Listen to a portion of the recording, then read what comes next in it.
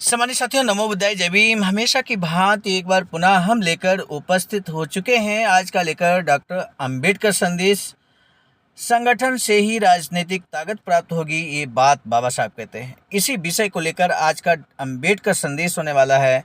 बाबा साहब डॉक्टर अंबेडकर संपूर्ण वाङ्मय खंड 40 से पेज नंबर 188 से 189 तक।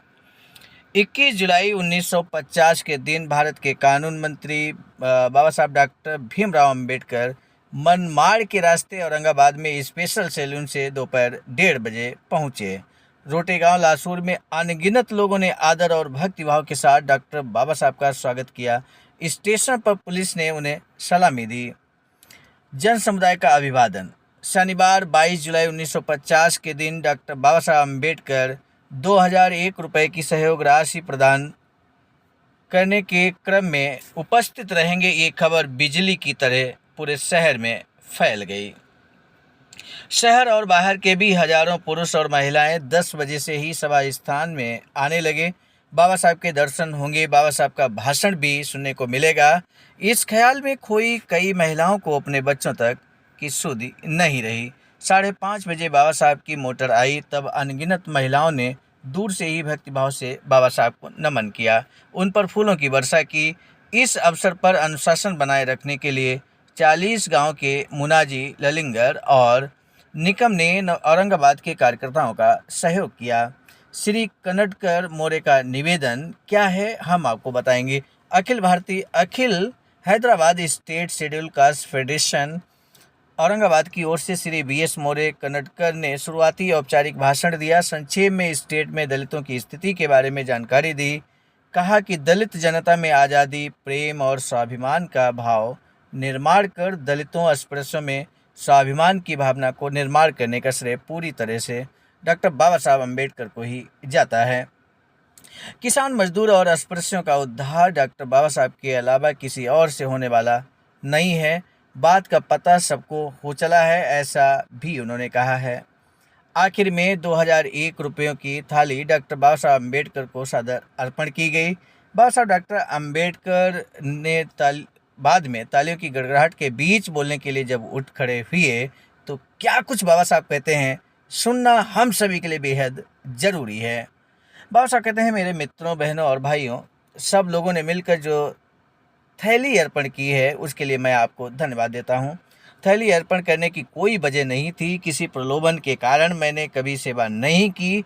आप सबकी थोड़ी बहुत सेवा करना मेरा नैतिक कर्तव्य है। थैलियों के जरिए मुझे जो थोड़ा बहुत पैसा मिला उसे मैंने अपने आप पर खर्च नहीं किया। गांधी को कुछ करोड़ रुपयों की थैलियाँ दी गई थीं। तिलक को 9 लाख रुपयों की थैलियाँ दी गई थीं। हमारी बात उनकी तरह बिल्कुल नहीं है। मेरी ओर से आपकी निस्वार्थ भाव से सेवा होनी चाहिए, बस यही मेरी महत्वाकांक्षा है। अपने भाषण में मेरे मित्र आयुष्मान BS मोरे ने जो बातें बताई वह रोंगटे खड़े कर देने वाली हैं। पहले की स्थितियां और अब की स्थितियों में ज़मीन आसमान का फ़र्क है। दौलताबाद का किला देखने आया था, तब मेरे मित्र पानी पीने के लिए हौज पर गए और पानी पीने लगे। तब 15-20 साल के एक मुसलमान लड़के ने हम पर गालियों की बौछार कर दी। उसी दौर में लोगों ने जब देखा कि हम औरंगाबाद आए हैं, तब उन्होंने भजन गाकर रत जगा किया। तब आप सोचते हैं कि अन्याय सहते रहना ही हमारा भाग्य है। स्वागताध्यक्ष के शुरुआती वक्तव्य से ऐसा ही लगता है कि अभी भी निजामशाही की छाया बाकी बची है। आगामी राजनीति में आपको कुछ बड़ी सहभागिता मिलने वाली है। इस स्टेट में अब आपकी जनसंख्या 25% है। राजकाज में अब हम भी शरीक होंगे। पुराना जमाना बीत गया, आने वाला समय उज्जवल है। आप लोगों को राजनीतिक ताकत मिलने वाली है। संगठन को ये ताकत मिलेगी। आपको अधिक नेता नहीं चाहिए, जो नेता हैं उनकी बात मानिए। तो बाबा साहब ये कहते हैं कि पहले की परिस्थितियां और वर्तमान की परिस्थितियों में ज़मीन आसमान का फ़र्क है। इस बात को समझिए मेरे साथी। और ये भाषण बाबा साहब को 1950 में, रिकॉर्ड हम करें 2024 में। आप मुझे बताइए, तब से और अब में क्या परिवर्तन आया है समाज में?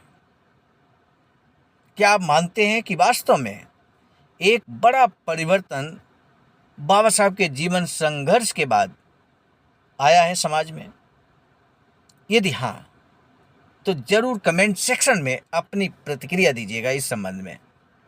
पानी अगर मैदान में गिरता है तो फैल जाता है, गड्ढों में गिरता है तो वहाँ वह इकट्ठा होगा। कितना शानदार एग्जाम्पल बाबा साहब के द्वारा। बाबा साहब कहते हैं उसी प्रकार आप लोगों को एकजुट होकर शेड्यूल कास्ट फेडरेशन के झंडे तले इकट्ठा होना होगा। आपको भी इंसान होने का हक है। अगर कोई उन्हें चिंता है तो उस सरकार के खिलाफ न्याय की गुहार लगाने के लिए राष्ट्र का सुप्रीम कोर्ट है, वहां आप जा सकते हैं। इसलिए डरना नहीं है और एक रहना है, संगठित होकर लड़ना है। बाबा साहब आदेशित करते हैं कि डरना नहीं और एक रहो, संगठित होकर लड़ो। आज मैं बस यही आप लोगों से कहना चाहता हूँ। 2000 रुपये की ये सहयोग राशि की थैली डॉक्टर बाबा साहब ने आयुष्मान सुबब्या सोहन को अगले चुनाव में खर्च करने के लिए दे दी और जय घोष के साथ सभा संपन्न हुई। आज का पहला प्रश्न, बोधिसत्व बाबा साहब डॉक्टर भीमराव अंबेडकर ने आंदोलन के लिए धमदान के संदर्भ में क्या विचार व्यक्त किया है? बाबा साहब डॉक्टर अंबेडकर ने उदाहरण के द्वारा क्या समझाने की कोशिश की है, इस संदर्भ में भी अपने विचारों को आप रख सकते हैं। बीच में जो मैंने प्रश्न पूछा था कि वर्तमान में 2024 में और बाबा साहब के जीवन संघर्ष के बाद क्या कुछ परिवर्तन आया है, उस संबंध में भी आप अपने विचारों को व्यक्त कर सकते हैं। हमें आपके विचारों का कमेंट सेक्शन में बेसब्री से इंतजार रहता है। हम हर एक मिशनरी का कमेंट जरूर पढ़ते हैं, यथासंभव हम रिप्लाई भी करते हैं। सामान्य साथियों, नए डॉक्टर अम्बेडकर संदेश के साथ मिलेंगे। यदि आप हमारे इस YouTube चैनल आवाज़ का ऑफिशियल पर पहली बार आए हैं तो चैनल को सब्सक्राइब करना ना भूलें। वीडियो अच्छा लगा हो तो जन जन तक पहुंचाने के लिए शेयर अवश्य कीजिएगा। इसी अनुरोध के साथ प्रस्तुतकर्ता के रूप में मैं स्वयं सर्वजीत आर्य, राष्ट्रीय मीडिया प्रभारी IT सेल आवाज़ का, नई दिल्ली। और आज का डॉक्टर अम्बेडकर संदेश हम लेकर उपस्थित हुए थे मिशन नायक बुद्धमित्र मुसाफिर सर, राष्ट्रीय अध्यक्ष आवाज़ का नई दिल्ली की प्रेरणा में, और साथ ही साथ संकलनकर्ता के रूप में परम आदरणीय विजय कुमार बौद्ध जी, प्रांतीय कोषाध्यक्ष आवाज़ का बिहार। पुनः मिलेंगे नए डॉक्टर अम्बेडकर संदेश में। अब दीजिए इजाज़त। आप सभी को सादर नमो बुद्धाय, जय भीम।